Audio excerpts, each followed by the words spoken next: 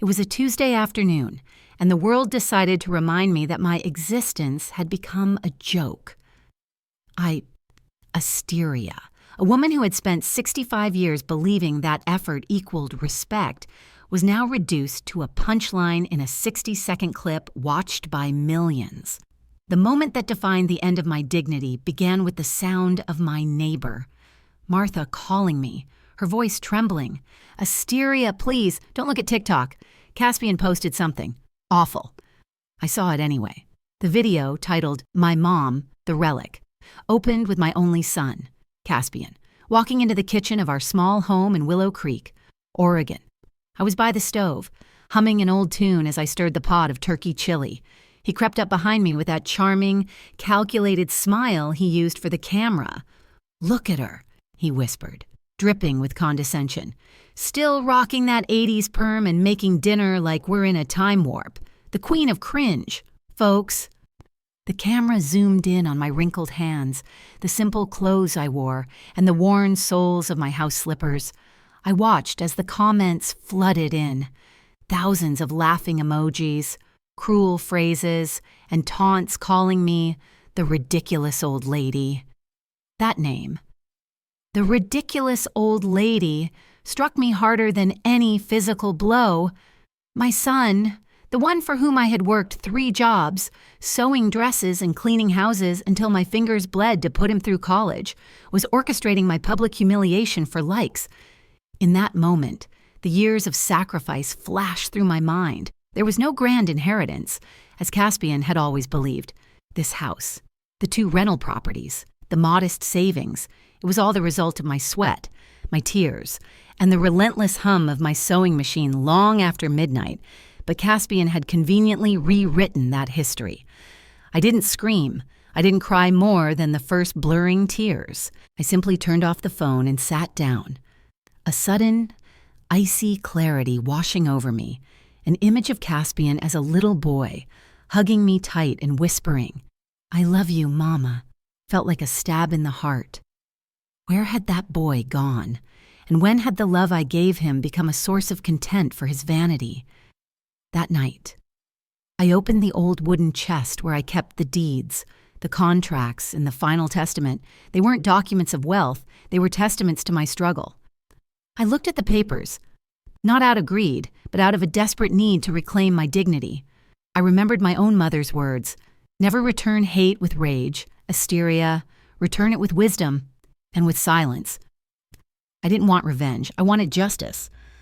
The kind of justice that forces an ungrateful child to confront the emptiness of their own actions.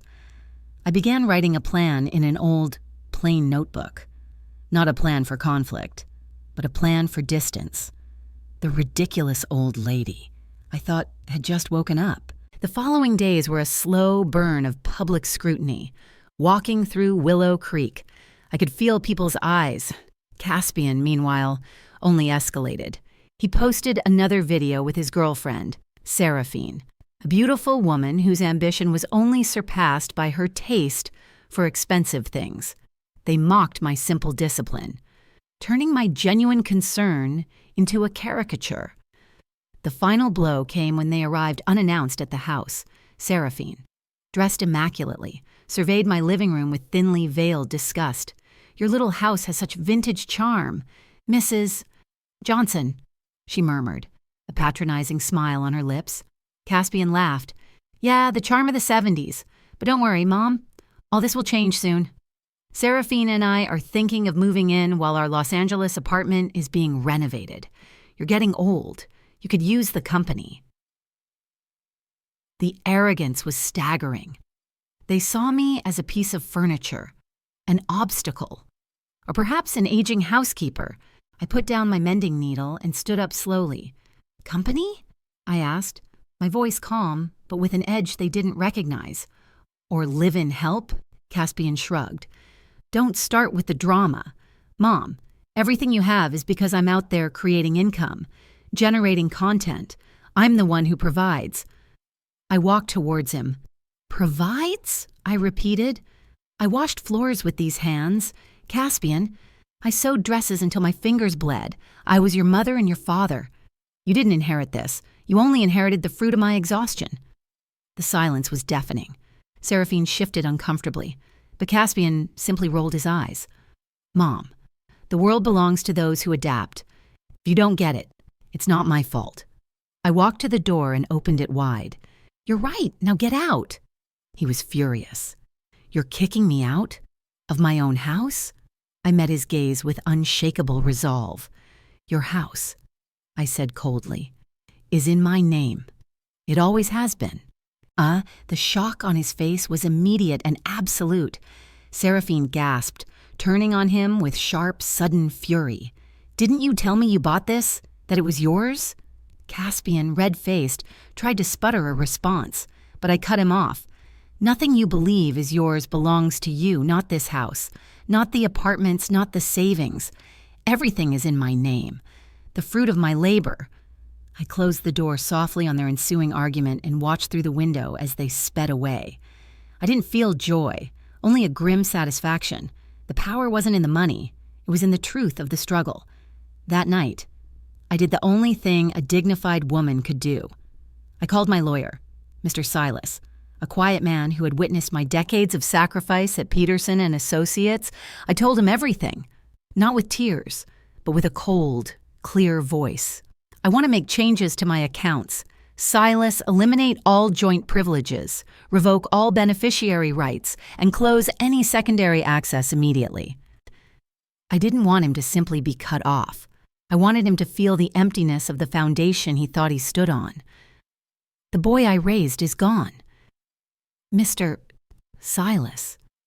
Now I must teach the man what reality costs. Every signature the next morning felt like a stitch closing a wound. I also changed my will, leaving everything to a local women's shelter. The hammer fell 3 days later. It was silent and absolute, like a bank notification. Caspian had submitted a forged document, attempting to transfer a substantial amount from one of my secondary accounts to his. The bank's verification protocol caught the forgery, but his intent was clear: theft, before the bank could even finish its internal investigation. Mr. Silas executed the complete removal of all of Caspian's access. That night, my phone rang. It was Caspian. His voice desperate, shrill, and entirely devoid of the arrogance I had grown to despise. "Mom, the bank blocked me. My savings, my income, my access. It's all gone." "I know," I replied, my voice calm. "Was it you?" he screamed. "No, Caspian," I said gently. "It was you. You destroyed what you had. I just took my hands out of the fire." He hung up, leaving a vacuum of silence that was more peaceful than any sound. I knew the storm had arrived. A week later, the social media whispers turned into a full-blown news scandal. Influencer accused of scamming his own mother. The brands fled. The collaborations vanished. Even Seraphine, true to her nature, had left him, reportedly stating she wasn't built for failing in public. 3 days after that, he appeared at my door. He was thin, disheveled, and looked 10 years older. "I lost everything, Mom," he confessed, his eyes swollen. "The car, the apartment, the channel, everyone left me, all because of one stupid mistake." "It wasn't a mistake, Andrew," I corrected gently. "It was a choice." He looked at me with genuine anguish. "You don't know what it's like to be humiliated by thousands of people." I leaned toward him. "Yes, I do. And you were the one who taught me how it feels." The truth hit him. Finally, He put his head in his hands. Not the theatrical display of an influencer, but the raw, shaking despair of a boy. "I'm sorry, Mom. I'm so sorry. I just wanted them to see me, to value me." I reached into my desk and pulled out a simple paper. "Money isn't what you lack. Caspian, respect is—" I handed him the paper. "This is a list of available jobs in Willow Creek, people who need honest hands, not borrowed fame." He looked at the list. Laborer, carpenter's apprentice, kitchen help, and let it drop to the floor. "You want me to work?" "Just like your mother did all her life, I replied. He left without another word, choosing his own abyss. I didn't hear from him for months. I let the silence do its work. Then, as winter gave way to spring, I heard a familiar voice at my door. He was clean, his clothes simple, and in his hand was a small, wild bouquet of flowers. He had a job at Mr. Jackson's carpentry shop. "They're for you, Mom," he said quietly, placing them on the table. "They're not expensive, but I picked them myself." He looked around the house, finally seeing it for what it was, a home built with love. "I work with my hands now. I don't earn much, but I sleep peacefully. Everything I had was a lie." He started to cry. Genuine tears of repentance. I finally hugged him, my heart aching and healing simultaneously. "True repentance is not spoken, Caspian," I told him. "It is lived, and you are living it." A few weeks later, "Mister," Jackson called me. "Mary, get to the town square now. You have to see what your son did." I arrived to find a small crowd, a few local news cameras, and Caspian standing on a small wooden stee. He wasn't wearing an influencer's facade. He was wearing the truth. "Some of you know me for who I was," he began, his voice firm. "A son who forgot where he came from. For years, I made strangers laugh and humiliated the only person who always loved me.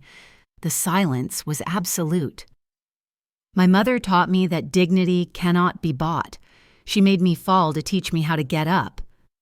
He then unveiled a small wooden sculpture he had made at the carpentry shop.